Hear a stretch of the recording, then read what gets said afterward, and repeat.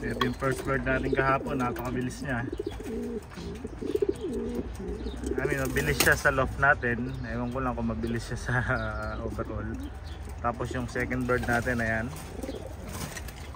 Nakadating siya siguro mga 40 to 48 minutes after nitong dumating. Tapos yun na, parang kada oras meron na tayo. Ito yung third arrival. Durog na durog nung umuwi. Tapos ito naman yung pinaka last arrival natin. Pero siya pa yung parang hindi pagod nung umuwi kahapon. So ayan, kulang tayo ng dalawa sa 760. At saka kulang tayo ng dalawa, yung dalawang 900 kilometers natin. Ayan. So unti na sila nagre-recover. Ayan sila mga kalapatids, update lang. Sana may umuwi pa.